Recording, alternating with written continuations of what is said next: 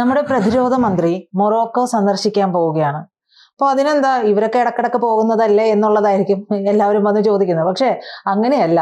ഈ സന്ദർശനത്തിന് വളരെയധികം പ്രാധാന്യമുണ്ട്. കാരണം ഇന്ത്യയുടെ ആദ്യത്തെ പ്രതിരോധ പ്ലാന്റ്, ഇന്ത്യക്ക് പുറത്ത് ഇന്ത്യയുടെ ആദ്യത്തെ പ്രതിരോധ പ്ലാന്റ് അവിടെ സ്ഥാപിക്കാൻ പോവുകയാണ്. അതുമായി ബന്ധപ്പെട്ടിട്ടുള്ള ചർച്ചകൾക്കാണ് നമ്മുടെ പ്രതിരോധ മന്ത്രി മൊറോക്കോയിലേക്ക് പോകുന്നത്. അപ്പൊ ആഫ്രിക്കയിൽ ഇന്ത്യയുടെ ആദ്യത്തെ പ്രതിരോധ പ്ലാന്റ് വരുന്നു എന്നുള്ളത് തന്നെയാണ് അതിൻ്റെ ഒരു പ്രത്യേകത എന്ന് പറയുന്നത്. ആഗോളതലത്തിൽ ഇന്ത്യ എന്താ വളർന്നു വരുന്ന ഒരു സാഹചര്യത്തിലാണ് പല തരത്തിൽ നമ്മുടെ സ്ഥാനം ഉറപ്പിക്കാൻ നടത്തുന്ന നീക്കങ്ങൾക്കിടെ നടത്തുന്ന ഏറ്റവും നയതന്ത്രപ്രധാനമായിട്ടുള്ള ഒരു നീക്കം. വളരെ സന്തോഷം തോന്നുന്ന ഒരു കാര്യം അല്ലേ മാഷേ? തീർച്ചയായിട്ടും. ഇതിലിപ്പോ പണ്ട് നമ്മള് ഇന്ത്യ ഫ്രാൻസിൽ നിന്ന് ആയുധം വാങ്ങി, റാഫേൽ വാങ്ങി, അമേരിക്കയിൽ നിന്ന് വാങ്ങി, ഇസ്രായേലിനോട് വാങ്ങി, നമ്മൾ ബ്രിട്ടനോട് വാങ്ങി, അങ്ങനെയാണല്ലോ പറയുക. ഇപ്പോൾ ഇനി മുതൽ അല്ലെങ്കിൽ അതുപോലെ തന്നെ നമ്മൾ എല്ലാവർക്കും താവളങ്ങൾ കൊടുക്കുക. ഇപ്പം മറ്റുള്ളവർക്ക് ഫാക്ടറി സ്ഥാപിക്കാനുള്ള അവസരങ്ങളും താവളങ്ങളും നെഞ്ചു വിരിച്ചു കൊടുക്കുക. അതായിരുന്നു പണ്ട് ഇന്ത്യയുടെ പണി. പക്ഷെ ഇപ്പോഴത്തെ ചിത്രം മാറിയെന്ന് അതിൻ്റെ അർത്ഥം. ലോകരാജ്യങ്ങൾ നമ്മളെ കാത്തിരിക്കുകയാണ്. നിങ്ങൾ വരൂ, നമ്മൾ പ്രധാനപ്പെട്ട നിങ്ങൾ വരൂ, ഞങ്ങളുടെ രാജ്യത്തിൻ്റെ വികസനത്തിൽ കൂടി പങ്കാളികളാവൂ. ഒപ്പം അത് നിങ്ങളുടെ രാജ്യത്തിന് ഗുണമാണല്ലോ എന്നാലോചിച്ച് നോക്കൂ. മാത്രമല്ല, ഇപ്പോൾ നമ്മൾ പോകുന്നത് ഏത് മേഖലയിലാണ്? പ്രതിരോധ ആയുധങ്ങളുടെയും പ്രതിരോധ വാഹനങ്ങളുടെയും എന്ന് വെച്ചാൽ യുദ്ധവാഹനങ്ങൾ നിർമ്മിക്കുക. അതൊരു പ്രധാനപ്പെട്ട കാര്യമാണ്. അപ്പോൾ അതാണ് ഒന്ന്. രണ്ടാമത്തേത്, ഇത് നമ്മുടെ ഒരു വികസന പദ്ധതിയുടെ തുടർച്ചയാണ്. മെയ്ക്ക് ഇൻ ഇന്ത്യയുടെ തുടർച്ചയാണ്. ഇനി ഇന്ത്യ പോയി മറ്റു രാജ്യങ്ങൾ നിർമ്മിക്കുന്നു. ഒന്നാം ഘട്ടത്തിൽ നമ്മൾ പറഞ്ഞത് അതാണ്. അല്ല, ഒന്നാം ഘട്ടത്തിൽ നമ്മൾ പറഞ്ഞത് ലോകമെങ്ങുമുള്ള മനുഷ്യർ ഇങ്ങോട്ട് വരട്ടെ, ഇന്ത്യയിൽ വെച്ച് നിർമ്മിക്കട്ടെ. ഇനിയിപ്പോൾ നമ്മൾ പോകുന്നത് ഇന്ത്യൻ ശക്തി, ഇന്ത്യൻ ബുദ്ധിയും ഇന്ത്യൻ നിർമ്മാതാക്കളും ഇന്ത്യൻ എന്റർപ്രണേഴ്സും. ടാറ്റയാണല്ലോ അതിന്, ടാറ്റയാണ്. അപ്പോൾ ടാറ്റ അഡ്വാൻസ് സിസ്റ്റംസ് ലിമിറ്റഡ് ആണ് മൊറോക്കോയിലെ റോയൽ ആംഡ് ഫോഴ്സുമായി സഹകരിച്ചിട്ട് ഈ പ്ലാന്റ്. അതെ, തീർച്ചയായിട്ടും അത് സ്വകാര്യ മേഖലയിലുള്ള കമ്പനിയാണ്. ആയിക്കൊള്ളട്ടെ, അതിന് വേറെയും തടസ്സമുണ്ട്. സ്വകാര്യ മേഖലയിൽ ഇപ്പം നമ്മളെ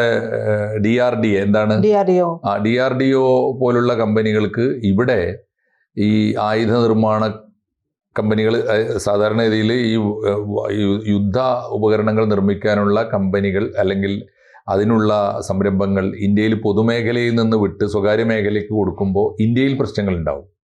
തന്ത്രപരമായ നീക്കം എന്നുള്ളത് വളരെ ശരിയാണ്. ഇന്ത്യക്ക് പുറത്താവാലോ.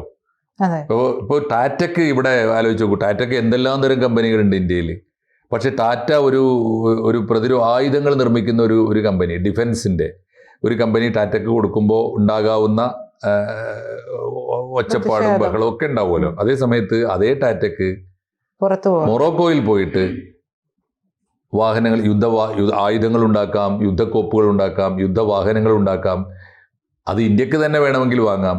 മാത്രമല്ല, ആഫ്രിക്കൻ രാജ്യങ്ങൾക്കൊക്കെ, ആഫ്രിക്കയിലേക്കാണ് ഈ പോക്ക്. മറ്റൊരു പ്രത്യേകത, ആഫ്രിക്കയെ നമ്മൾ തിരഞ്ഞെടുക്കുന്നു എന്നുള്ളതാണ്. അതെ, അതൊരു ചെറിയ കാര്യമല്ല. കാരണം ലോകത്തിന്റെ ഒരു പുതിയ മാർക്കറ്റ് തേടുകയാണ് നമ്മൾ. ഈ വൻകിട രാജ്യങ്ങൾ നമ്മുടെ വാതിലുകൾ അടച്ചിട്ട് നിങ്ങളുടെ ഉൽപ്പന്നങ്ങൾ ഇനി വേണ്ട, വന്നു കഴിഞ്ഞാൽ ഞങ്ങൾ നിങ്ങൾക്ക് ഈ പറഞ്ഞ താരിഫ്, അങ്ങനെ ഉണ്ടല്ലോ, പീനൽ താരിഫ് എന്നാണ് പറയുന്നത്. എന്നാലോചിച്ച് നോക്കൂ, പിഴത്താരിഫ്, പിഴച്ചുങ്കം ചുമത്തുക എന്ന് വെച്ചാൽ പീനൽ താരിഫ് അതാണല്ലോ. എന്നിട്ട് അതിന് നമ്മൾ റിവേഴ്സ് താരിഫ് കൊടുക്കേണ്ടി വരിക എന്ന് വെച്ചാൽ നമ്മുടെ ഉൽപ്പന്നങ്ങൾക്ക്, അങ്ങോട്ട് ഇറക്കുമതി ചെയ്യുന്ന സാധനങ്ങൾക്ക് അവർ കൊടുക്കുന്നത് പോലെ തന്നെ ഇങ്ങോട്ട് ഇറക്കുമതിക്ക് നമ്മളും കൊടുക്കുക. അങ്ങനെയുള്ള ഒരു യുദ്ധത്തിൻ്റെ മുഖത്ത് ഇന്ത്യ നിൽക്കുമ്പോൾ ഇന്ത്യ കണ്ടെത്തുന്ന ആദ്യത്തെ ഏറ്റവും ക്രിയേറ്റീവായ മാർഗമാണ്. കാലാകാലം ഈ തമ്പുരാന്മാരെ കാത്തു നിൽക്കണ്ട. ഒന്നാമത്, അവരിൽ നിന്ന് തുല്യ പരിഗണന കിട്ടാത്ത കാലത്തോളം, മാന്യമായ കരാറുകൾ പാലിക്കാത്ത കാലത്തോളം നമുക്ക് ഏറ്റവും നല്ലത് പുതിയ മാർക്കറ്റുകൾ തുറക്കാനാണ്. നമ്മുടെ ചൈനീസ് മുതലാളി ഉണ്ടല്ലോ, ജാക്മ വന്നിട്ട് ഇന്ത്യക്കാരോട് പറഞ്ഞൊരു പ്രധാനപ്പെട്ട, ഓർമ്മയില്ലേ, നമ്മൾ ചർച്ച ചെയ്തിട്ടുണ്ട്. ജാക്മ പറഞ്ഞൊരു പ്രധാനപ്പെട്ട കാര്യമാണ്, നിങ്ങൾ എന്തിനാണ് ഞങ്ങളെ കാത്തിരിക്കുന്നത്? എന്നുവെച്ചാൽ നിങ്ങൾ ചൈനയിലേക്ക് നോക്കണ്ട, നിങ്ങൾ എന്തിനാണ് അമേരിക്കയിലേക്ക് നോക്കുന്നത്? നിങ്ങൾ ജപ്പാനിലേക്കും ബ്രിട്ടനിലേക്കും നോക്കണ്ട, നിങ്ങളെ കാത്തിരിക്കുന്ന ഒരു വലിയ ലോകം പുറത്തുണ്ട്. അവർക്ക് നിങ്ങളുടെ വികസന മാതൃകയാണ്, നിങ്ങളുടെ നിർമ്മാണം ആണ്, നിങ്ങളുടെ വ്യവസായവും നിങ്ങളുടെ വാണിജ്യവുമാണ് അവർക്ക് മാതൃക ആക്കാൻ കാത്തിരിക്കുന്നത് എന്ന് പറയുന്നുണ്ട്. അതെന്താ വെച്ചാൽ, ഒന്നാമത് പട്ടിണിപ്പാവങ്ങളായ മനുഷ്യരുള്ള നാട്, അവരുടെ കൂടി ജീവിതത്തെ വികസിപ്പിക്കുന്ന, ജീവിതത്തെ മെച്ചപ്പെടുത്തുന്ന തരത്തിലുള്ള സംരംഭങ്ങൾ, അത്തരത്തിലുള്ള ഉൽപ്പന്നങ്ങൾ, അപ്പോൾ അവരുടെ ഡാറ്റ, ഇതൊക്കെയാണ് നിങ്ങൾക്ക് ആവശ്യമുള്ളത്. അങ്ങനെയാണെങ്കിൽ നിങ്ങൾ പോകേണ്ടത് ആഫ്രിക്കയിലേക്കാണ്. ജാക്മാ പറഞ്ഞ ഓർമ്മയില്ലേ, നിങ്ങൾ പോകേണ്ടത് ആദ്യം ആഫ്രിക്കയിലേക്കാണ്, പിന്നെ സൗത്ത് ഏഷ്യൻ രാജ്യങ്ങളിലേക്കാണ്. നമ്മുടെ വിയറ്റ്നാമും ഇന്തോനേഷ്യയും മലേഷ്യയും സിംഗപ്പൂർ ആ മേഖലയുണ്ടല്ലോ, നിങ്ങൾ പോകേണ്ടത് അങ്ങോട്ടാണ്. അപ്പോൾ ഫിലിപ്പൈൻസ് അങ്ങനെയുള്ള രാജ്യങ്ങളുണ്ട്, നിങ്ങൾ പോകേണ്ടത് ലാറ്റിൻ അമേരിക്കയിലേക്കാണ് എന്ന് പറയുന്നുണ്ട്. അപ്പോൾ ആ ഒരു കാഴ്ചപ്പാടിൻ്റെ അടിസ്ഥാനത്തിലാണ് ഈ പോകുന്നത്. അപ്പോൾ ആദ്യമായി ഇന്ത്യ പുറത്ത്, അതൊരു സൂചനയാണ്. ഇനി വേറൊരു കാര്യം എന്താണെന്ന് വെച്ചാൽ, ഈ ദരിദ്ര രാജ്യങ്ങളിൽ പോയി നമ്മൾ കമ്പനികൾ സ്ഥാപിക്കുമ്പോൾ, ടാറ്റ പോകുന്ന വെറുതെ അല്ല. ടാറ്റ ആഫ്രിക്കൻ രാജ്യങ്ങളിലേക്ക് പോകുന്നത് ലേബർ കോസ്റ്റ് വളരെ കുറവായിരിക്കും. അപ്പോൾ നിർമ്മാണ ചെലവ് കുറയും. മാത്രമല്ല, ഈ റോ മെറ്റീരിയൽസ് ഒക്കെ തന്നെ അവിടുത്തെ തന്നെ ഖനികളിൽ നിന്ന് കിട്ടും. ഇരുമ്പ്, അലൂമിനിയം, അറിയാലോ, ഈ വലിയ മെറ്റൽസ് ഒക്കെ, ഇതിനാവശ്യമായ ലോഹങ്ങളൊക്കെ തന്നെ കുഴിച്ചെടുക്കുന്ന ഖനികൾ ആഫ്രിക്കൻ രാജ്യങ്ങൾ സജീവമായിട്ടുണ്ട്. മാത്രമല്ല, അത് മാന്യമായി, ഇപ്പോൾ ഈജിപ്റ്റ് കഴിഞ്ഞാൽ ആഫ്രിക്കയിലെ ഏറ്റവും മാന്യമായ സംസ്കാരമുള്ള, മാന്യമായ ഇടപാടുകളുള്ള ഒരു രാജ്യമാണ് മൊറോക്കോ.